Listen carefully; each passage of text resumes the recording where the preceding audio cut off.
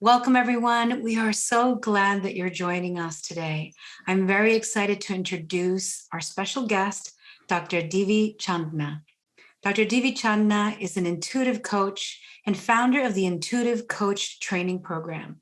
She firmly believes that our healing lies within ourselves. This is something we are all born to do, wake it up and live miraculous lives. And so, Dr. Davey, hello. Thank you for being here with us today. Thank you, Vanessa. Thank you for having me, and thank you for everyone who's watching. Thank you. Yes. And so there's a question that always just stirs inside me every time I come in to interview someone who's been on this path. How did you first recognize that you were intuitive? Was it something that was passed down in your family? Was it something completely new? Was it something scary? What was your journey towards that? So I'll share the intuitive part in a second, but going back before my journey, so I became a family physician quite young. I was 25 when I graduated. Wow. And then I got sick when I was 28 with chronic pain, lots of health issues from allergies to this, to that, depression, anxiety. And it was through the journey of yoga and meditation that my healing began. And I spent about a decade teaching yoga, running yoga studios. And then when I was pregnant, which was 17 years ago, which is when my intuition went right up, a lot of that had to do with a regular meditation practice. So I don't come from an intuitive family, as far as I know. I didn't see ghosts when I was a kid, as far as I remember. My parents don't talk about intuition. We're a very scientific family. So my intuition went literally crazy when I was pregnant about 17 years ago. So yeah. That is amazing. And do you have any thoughts as to why that would be? I think a lot of it was I had already been practicing meditation and yoga for about a decade prior and had turned that volume up even louder when I got pregnant to try to train me to slow down for this pregnancy. And I think pregnancy in itself is a time that we're bringing new energy onto the planet. So we're being asked to slow down. And my son is incredibly intuitive and incredibly sensitive. So I think bringing him onto the planet also got me wired into that energy field too. Yeah. Oh, wow. So beautiful. And it makes so much sense, right? As we're birthing and bringing in literally a new human, we're also birthing in maybe also another version of ourselves, right? And of our lives. That's so beautiful. That's exactly it. So it was what was next for me. And so you went from struggling with your health and then practicing meditation, yoga, to finding these practices that supported your health, right? What is the most common emotion that you think or you've experienced or observed in clients that is associated with illness? The most common emotion tends to be fear or powerlessness or victim or guilt or grief. Growing up East Indian, we live in guilt, so I can totally relate to that one. A lot of times we don't even know we're living in it. It just kind of is. It's how we're patterned to think in this chronic state of unrest or feeling that the world's against us. So many of us feel that, especially with what's happening with COVID. A lot of us don't realize that our reactions are very much that powerless energy. So it's usually those: powerless, victim, fear, guilt, grief. And that makes sense too, because if we're feeling powerless, that would affect our immune system, right? It would. And so, yes, fear and also powerlessness. Have you seen people heal from these emotions and from the illnesses associated with these emotions? 100%. I mean, a lot of us have heard of Louise Hay's work, Heal Your Life, right? I've seen all kinds of things, from small things like shoulder pain, which tends to be like our heart not being open. And a lot of us, I'm making a joke, but a lot of us who have been married for 25 years, our heart's closed. It's a joke. But, you know, shoulders tend to be heart not being open, for example. Stomach, fear. I've worked with people with everything from cancer to chronic pain. I can speak for myself. I was in chronic pain for years. I literally could not walk from here to the door, which is a couple hundred feet away, without holding everything on the way. I was popping about 15 Advil a day just to make it through a day. Anti-allergy pills, you name it, alcohol, I was doing it all. Depression, anxiety came along with the chronic pain. So what I had found for myself was it took a change in the emotions, but also changing my personality and who I was on the planet in order to heal it. So have I seen it? Yes. Can I understand it? Yes. So every part of our body speaks to us. So as we understand what the body part is trying to show us, then we have to dive in deeper as to what the emotion is and what the thoughts are. So yeah, I've seen it. I'm still envisioning what you went through, like you said, holding each part of the wall as you were walking. What was that process like from being so ill, being in so much pain, popping all these pills? to then beginning to find that way forward, away from guilt, away from these emotions that can make us sick? It was really gradual and it was slow, but it was steady. There's a lot of tears, a lot of crying, a lot of journaling, a lot of talking through things, a lot of just changes in patterns of behavior. So a common thing, I'm Canadian, and Canadians are like, most people have heard of how Canadians are just nice. And so a common thing is, I walk into a store or walk into the mall and there's somebody like 50 feet behind me, but I got to hold the door for them because I'm a good Canadian, right? And otherwise I'm going to feel guilt. So small things like, oh, they're fine. They can open the door. Small things like that, to even just expressing myself and not always feeling guilty for not cooking dinner on time or not, doing this or that. It took small little shifts daily and being aware that I was making those shifts and sitting in it and thinking, okay, I have permission not to feel guilty or fearful or sad all the time. And the more I did those little things, because I was in like literally physical pain, I would feel like a release in pain and I would need maybe less Advil that day, or I could walk further without holding the walls. So I started to pay attention to when my body was less pain and then more pain and notice what I was feeling. And there was a direct correlation. So, yeah. That is wonderful. And it is a process, right? It is a process. And we have to understand that showing up every day, doing that bit will eventually get to that place. How would you define intuition, and how can we raise our intuition to heal ourselves, to be more aware of where we can evolve past some of these illnesses or these difficulties that we're having? It's a great question. Intuition is information that comes from us. And most people who are going to listen to this have heard of our guides, our divine support team, our non-physical. Intuition is something that comes to us that we may or may not even know. And it's information that we receive, like a gut feeling, or just a thought from nowhere, or a vision. The biggest thing that increases intuition, by far none, is meditation and quieting the mind. And even before we started, and it's kind of funny for the listeners, we were starting, just setting up lighting and video and all that. And we're making sure all our pop-ups are off. And I realized I could shut my phone off. Like, what a crazy concept, right? Because so many of us are so geared to having the phone on 24/7, checking our social media. What that does, it keeps your brain in these going waves. And we have forgotten how to just be and sit still. And it's that energy of being and sitting still that allows our intuition to wake up, because intuition is a receiving of information, not a going out looking for it, but it's a receiving of it. So that's how we do it.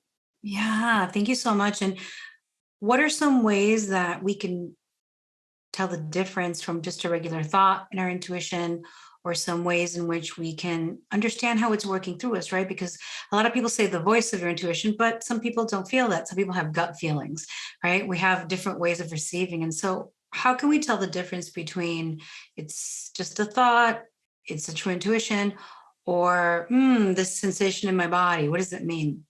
It's a fantastic question. So there's 4 primary clairs, or 4 ways our intuition comes in. There's more than 4, but the 4 are primary. Claircognizant, which is a thought insertion. And I'll go through each of these in detail in a second. Clairvoyance, when we actually have a vision.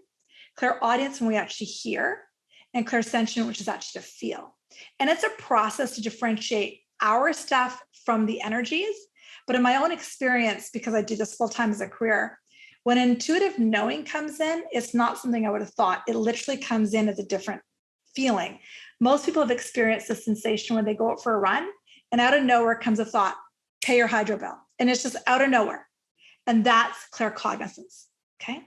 Clairsentience is that those goosebumps, those feelings, that feeling, those chills.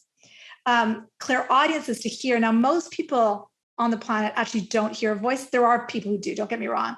But for most of us, it shows up as taking a walk and listening to the conversation behind us, or hopping in a car and turning the radio on, and that song is for us. That's another where clairaudience occurs. Okay. So there's clairaudience. Clairvoyance is to see, like actually get visuals. Claircognizance is the thought insertion, and clairsentience is to feel. And it actually feels different than your thoughts, but it takes training. And that's why I run the intuitive training program. And I recently co-authored a book called You Don't Look Psychic. And it's with my name, Dr. Chan and Lynette Brown. And it goes through each clair and goes through intuition in detail. So if it's something that you're craving to build, I take a look at the book, and also just start practicing and maybe chat with me if you're really keen. But I, as a person who did not grow up with intuition, I grew up with a very strong left brain, science brain. I joke with people. I got into medical school when I was 19. I have a very strong left brain. And if I can open my right brain and do this as a profession, anyone can do it. It just takes training and takes practice and takes willingness and takes determination. So yeah. I love the title of your book. Oh, thanks. You're psychic.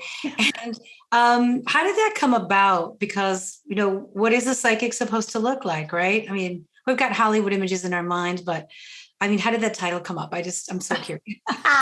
Well, it was like a play, you know what I mean? It's like tongue in cheek, right? Because the bottom line is we're all intuitive.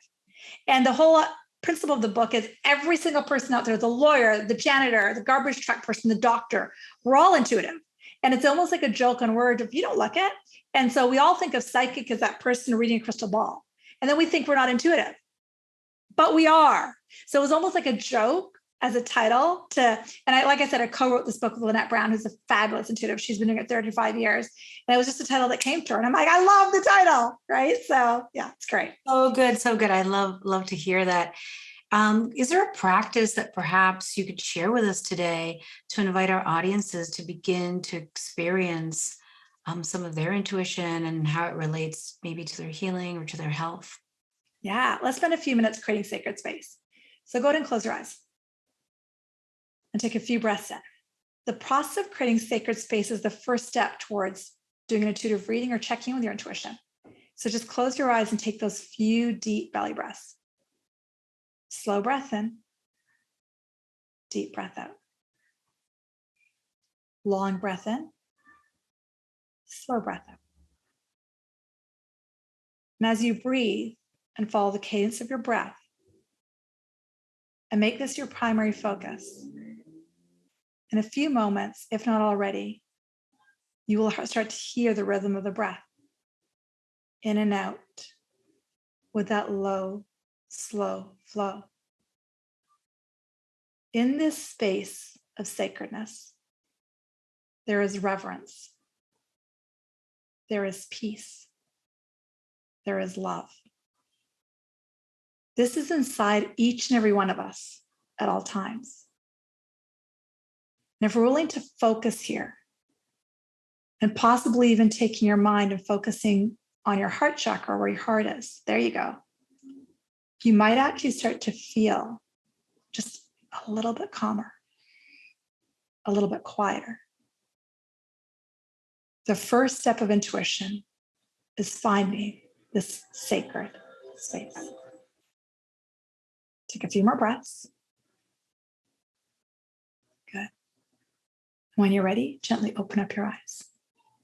Coming back.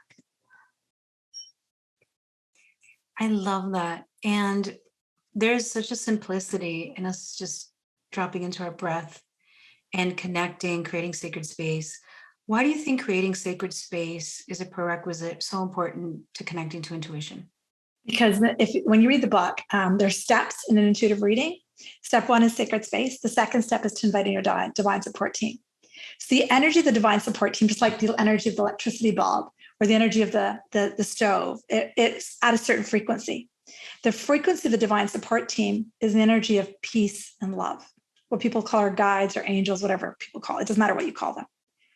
Our ancestors, all of that is in this energy of love. So we want to create this sacred space so that we are on an energy match with them. And that's why it's necessary for us to be in the receptive mode so that we're at the same frequency. I love that. I love that. Why do you think in your experience, so many of us aren't accessing something that's already, part of our being? It's part of who we are. It's our birthright, really. You ask great questions, Vanessa. I keep wanting to say that's a great question. Honestly, a lot of it is because we're taught not to. We're taught to think a lot, and we're taught to train ourselves. We're taught to analyze. We're taught that everything is in Google. Everything from the time we're 4 years old. If you don't know where Columbia is, go look it up, right? And so we have trained ourselves that our answers are out here and not in here. And a lot of people are really scared of going inside. We're scared of the goosebumps. We're scared of what's possible. there's that Marianne Williamson quote, our greatest fear is not that we're not good enough. Our greatest fear is that we are powerful beyond measure. It is our light, not our dark, that fears us the most. I love that quote. And it's so true that we are afraid of our light. What have you encountered in your training and your journeys? What is the thing that keeps people from tapping into it? Is it fear? Is it doubt? I know that we just talked about, society, et cetera, and that we're taught to look outside of ourselves. We can say that perhaps it is that our own light. Is there another practical thing? Is it, oh, I don't think I have it? Like what have you found? You hit it right in the head. Most people think they don't have it. So like I said, I teach a 1-year-long intuitive coach training program. It takes a year because it's so deep. But literally just this last weekend that just went by, we taught the intuitive part of it where we get together for 3 days, and they learn how to do intuitive reading. And what always comes up the first day is like a lot of heavy lifting of removing their fears. Their fear that I can't do it. And a lot of people have past life fears of being burned at the stake for doing this work. A lot of people are just afraid to tell their family, like, I do this. And I always joke, Vanessa, I joke, but it's true. I don't tell my family what I do for work. I've got a website. They could look it up if they want, right? But, it's all, and the biggest fear I keep hearing is what other people will think of us. And so we think that this is weird and wacky. So, oh my God, what are they going to think about me at hockey practice? Really? But we live in those fears. So, yeah. It's so, so true. And what would you say would be the impact of not listening to our intuition, right? When we don't listen to this, when we're like, I'm scared, I don't want to look at it. It's funny, we write about this in the book. One of the most common things, well, there's lots, but one of the things that when we don't listen to our intuition is we think a lot. We research a lot. We waste a lot of time trying to figure out if this is the right thing or the wrong thing. And it's not only time, but that also takes energy, right? We're constantly questioning, asking, Googling, researching, and that eventually gets us sick. So a lot of people, for example, have an intuitive knowing that they've got to leave this relationship, or they have an intuitive knowing that it's time to move. But they need to rationalize, they need to figure it out. Well, I'll spend another 20 years just waiting for this relationship to change. And intuitively, they've known for a long time. But in those 20 years, they've gotten themselves sick, right? So there's a lot of costs, and those are just a few. There's a lot. And how does that relate to energy? When we're not listening, how does that impact our energy in terms of healing, right? 100%. Because when we're listening, then we're in the emotion of love. Then we're in the emotion of trust. Then we're the emotion isn't divination, but then we're in the divination energy, right? But when we're not listening and we're trying to figure it out, we're typically scared. When we're letting our list of pros and cons, we're trying to rationalize, which is fear. When we're trying to make sense of something, we're forcing, right? So see how different trusting, listening, going with the flow, being in joy and love versus everything else is completely different. And the more we're in these energies of trying to figure it out, push, struggle, those are the energies of fear, overwhelmment, anger, grief. And then those build and we get sick. I love how you explain that. And truly, as we move towards more love for ourselves, for others, and what would you say if somebody said, well, I love everyone and I take care of everyone and I'm so giving, and yet my back hurts, my head hurts, there's a lot going on. I'm eating better, but I'm still not feeling well. And yet I'm always giving. You hit it right in the head. I mean, we have a container, and I sometimes think of it just like a pot. Like we have a container, and a lot of women and men are overgivers. And a lot of reasons we give is because we think that then we're good, or then we're going to be validated, then we're going to be loved. That's why we overgive. But we're giving to a place that we're tapped out. And intuitives, we're the worst at it. I joke. Intuitives and mothers, worse. But we give and give and give. And when you go right under, I always ask myself, but why? But why? And that's why we journal, right? Why am I doing this? I'm doing this because I think if I give and see 20 more people today, then I'm a better coach. Seriously? They're going to die, right? Or I'm going to give and be nice to everybody in my family. But what about you? Do you have the resources for that? We only have this much vessel, this much, but especially as women, men too, but especially as women, we are so taught that if we give, then we're good. If we're give, then we're loved. If we're give, then we're useful. That's a really common thing that women have. And it's awful. It makes me sick to just think about it. But that's what we've been taught. Yeah. I so agree with you. And it's every culture around the world. My family is American. It's just every culture around the world. So if you were to give us an advice today, like what would be one thing that could help me, that I could do right now or start to do to help me on my healing journey? It's a great question. So meditate. And everybody's heard that. Just do what we did with Sacred Space. Just create that every day. Just spend a few minutes creating that every day. 2-3 minutes, 20 minutes, however long you can do. Journal. Breathe. I know this is more than one. Breathe. Slow down. And the last one I'll give you is just to identify what you're feeling, which is where journaling is super helpful. I know that was a lot, but they all kind of go hand in hand. So. Absolutely. They felt like one was building on top of the other. And so, Dr. Davey, how do these emotions of fear and guilt affect our energy system? How do they affect our bodies? So this is how it works. Whenever we have an emotion, it's telling us the difference or not difference of our thoughts versus the thoughts of the divine. So it's annoying to hear this, but the divine only thinks thoughts that are in the emotion of love and joy and freedom, ecstasy. Annoying, right? And then when we have thoughts that are like, that create another emotion of anger and fear, it means that those thoughts are not aligned with the divine thoughts. So for example, if I sit around going, I'm not good enough, I'm not good enough, I'm not good enough, that's my thought pattern. The reason the emotion feels awful is because my thought of I'm not good enough is a 180-degree difference than what the divine thinks. The divine thinks I'm miraculous.